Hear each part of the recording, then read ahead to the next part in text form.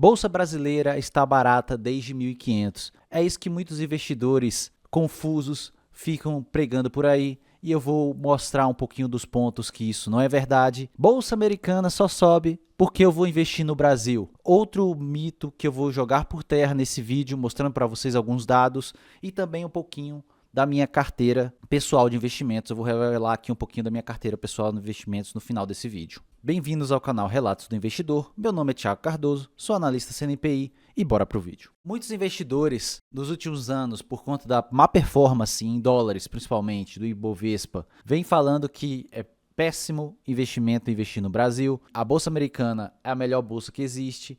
E eu vou mostrar para vocês por que isso não é verdade. Isso é apenas um mito do mercado que força vocês a acreditarem nessas coisas e simplesmente deixarem várias oportunidades de lado. Podemos ver nesses dados do BTG o PL dos 12 meses projetados para o Ibovespa e também aqui antigamente como era o PL do Ibovespa.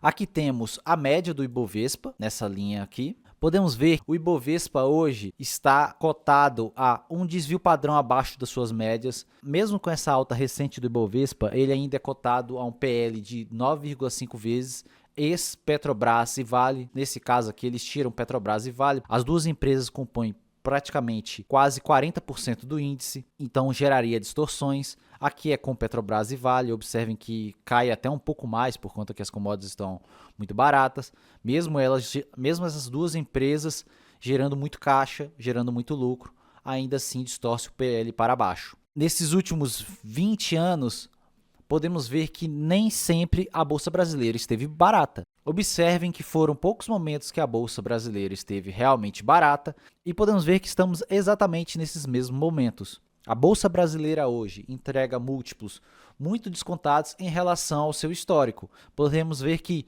de 2011 a 2019, ela estava sendo cotada a um desvio padrão acima da sua média histórica dos últimos 20 anos. E isso aconteceu em outros momentos também. Nesse caso, entre 2006 e 2008, o Ibovespa esteve cotado acima de 2 desvios padrões da sua média histórica. Nesse caso aqui foi a alta forte das commodities. Eu vou fazer depois um vídeo bem completo sobre commodities para vocês. Isso aqui mostra que mesmo olhando para os últimos 20 anos, a bolsa nem sempre esteve barata como todo mundo fica pregando por aí, fazendo com que vários investidores cometam vários erros. Principalmente os investidores que pensam em longo prazo. Essas janelas boas de aporte ocorrem poucas vezes, como podemos ver aqui. Se compararmos o Ibovespa com os títulos do governo, a NTN-B, como eu faço para comparar as ações, a rentabilidade das ações nas minhas projeções, podemos ver que hoje o Ibovespa tem um prêmio de risco de 3,1% em relação à NTN-B 2035. Hoje ela entrega 7%, então o Ibovespa está entregando perto de 10% de retorno real, comparando com a NTN-B 2035. E observem aqui na parte de Small Caps, eu só vou mostrar rapidamente a parte de Small Caps, mas esse índice de Small Caps possui muita empresa ruim, muita empresa que dá prejuízo. Até mesmo o índice de Small Caps vem negociando abaixo das suas médias históricas dos últimos 20 anos.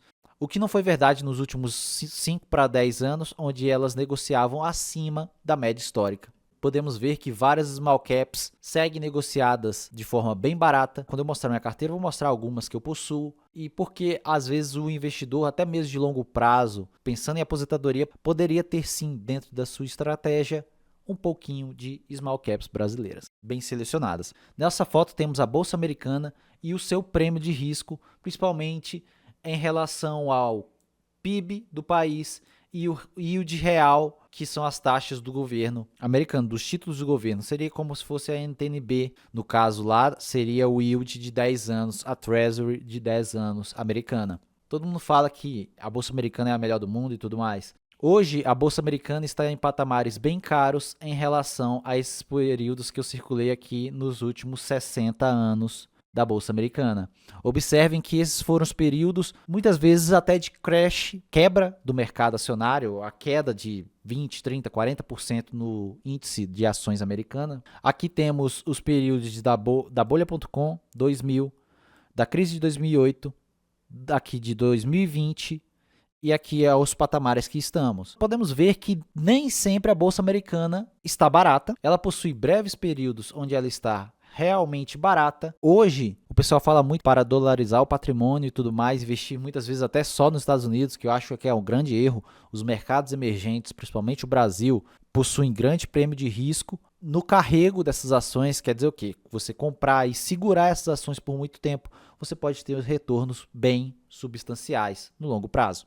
Diferente de patamares que você comprar as ações americanas nesses preços, geralmente você não vai ter um bom retorno real nos próximos anos. É exatamente o que mostra aqui. A média de 1962 a 2024, o retorno real da bolsa americana foi de 7,5% ao ano em retorno real, comparando principalmente a Treasury americana, seria a NTNB deles, e o PIB americano. E o Earning Yield das empresas, seria a divisão do lucro pelo preço, o Earning Yield. Então podemos ver que era 7,5. Hoje, em 2025, essa relação está em 3,7. E cada vez mais que a bolsa americana subir, essa relação de prêmio de risco vai caindo. Isso quer dizer o quê? Quem está comprando nesse momento não verá um retorno realmente substancial para a sua carteira nos próximos 5, 10 anos. Ele não verá esse retorno, não terá esse retorno real, porque ele está comprando caro. Esse é um dos motivos que eu não tenho atualmente bolsa americana. Se ocorrer no médio prazo, em algum momento dos próximos anos, alguma correção que esse prêmio de risco volte para esses patamares, ou pelo menos a média da bolsa americana, pode ser que comece sim a montar posição na bolsa americana, mas para mim eu prefiro ficar no Brasil e não vejo problema com isso. Aqui está esse gráfico que eu peguei do Twitter. Isso aqui é o Ibovespa em dólar em relação ao S&P 500. Seria o Ibovespa desde 1960 até hoje em dólar dividido pelo SPX, que é o S&P 500. Observem as relações que ocorrem quando fazemos essa divisão. Que seria o quê? O que está tendo retorno hoje e o que está tendo uma desvalorização em relação a outra bolsa. Podemos ver que em vários anos a bolsa brasileira ganhou da bolsa americana de lavada, que seria essas grandes altas aqui, seria o retorno em relação à bolsa americana. O Ibovespa ganhou deles em vários desses períodos aqui que eu marquei para vocês. E o contrário também é verdadeiro.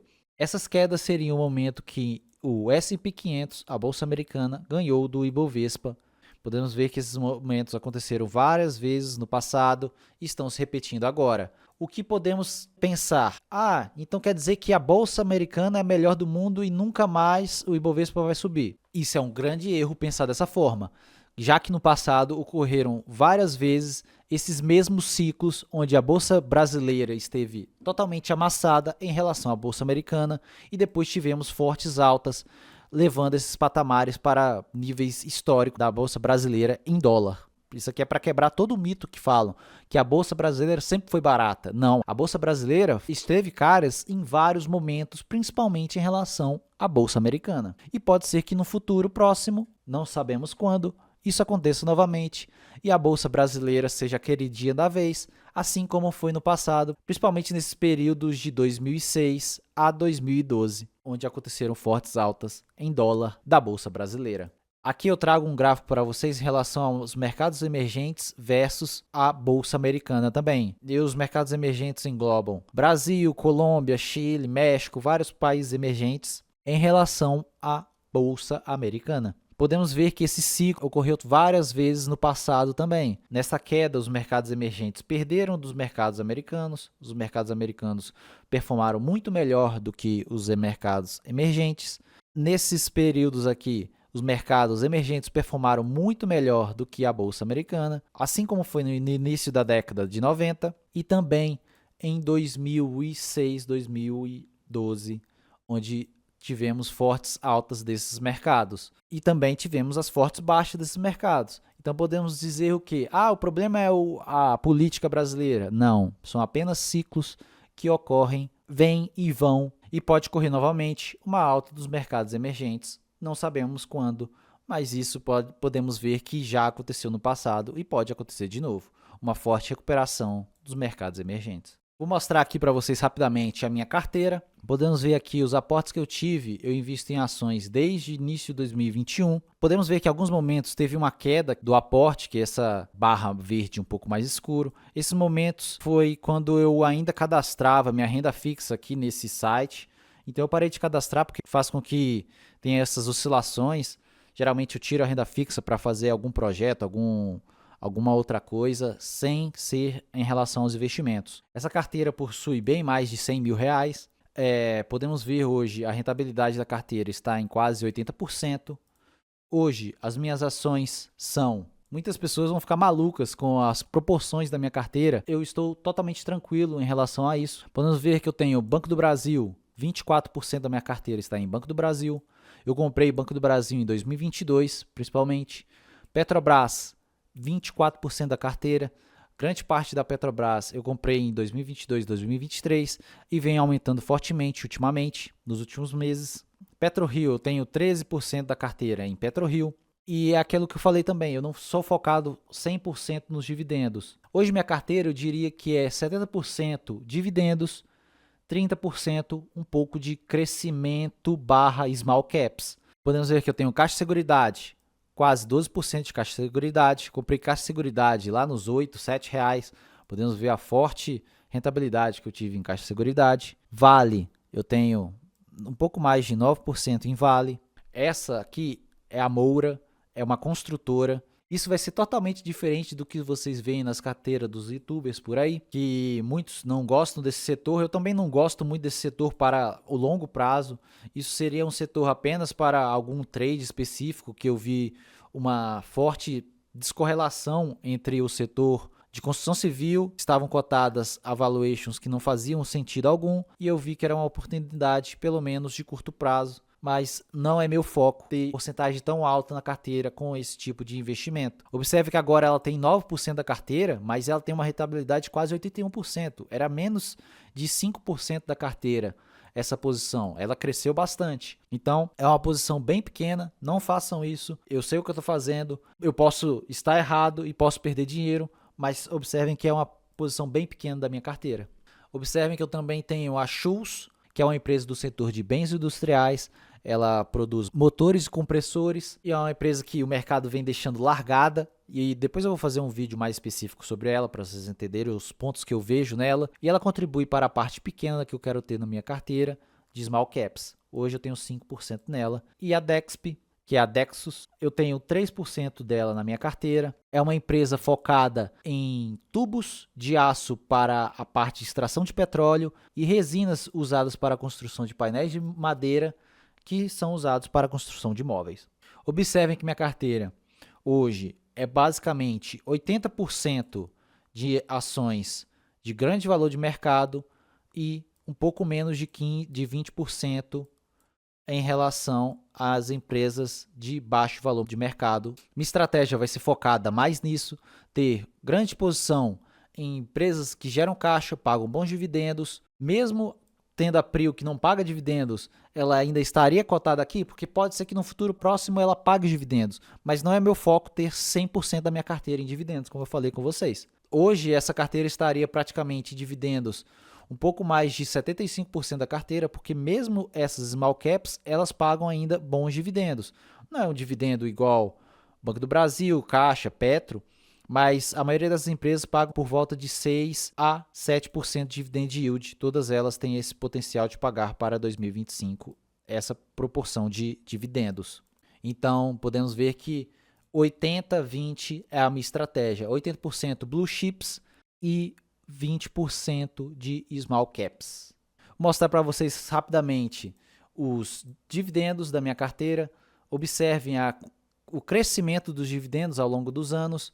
Isso se dá principalmente ao aumento do aporte, como eu mostrei para vocês, e também o reinvestimento dos dividendos. Se olharmos para a ótica anual, observe o forte crescimento nos dividendos da carteira. E olhando para a parte da rentabilidade, observem a rentabilidade.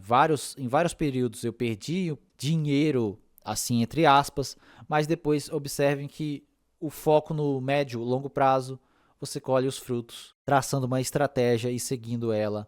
Observe que em relação a outros índices, eu bati praticamente todos eles, até mesmo o IVVB11, que todo mundo fala bem de, vou investir só em bolsa americana, vou comprar um ETF de IVVB11. Mesmo investindo no Brasil, selecionando boas empresas que pagam bons dividendos, geram caixa, geram lucro, ainda podemos ter uma rentabilidade acima da média do mercado. Hoje, a composição por tipo de setor é uma carteira bem arrojada, praticamente 37% está em petróleo e gás. Observem que eu tenho 36% da carteira em financeiro, 12% em materiais básicos, seria a Vale, consumo cíclico seria a Moura, a MDNE, que é a construtora, a incorporadora, e os 5% seriam da Schultz, que são de bens industriais. Na minha carteira de investimentos, eu não tenho fundos imobiliários, eu não gosto da relação de risco e retorno que eles trazem, principalmente na parte de construção de patrimônio. Eu ainda estou bem longe da parte de usufruir do meu patrimônio. Essa parte de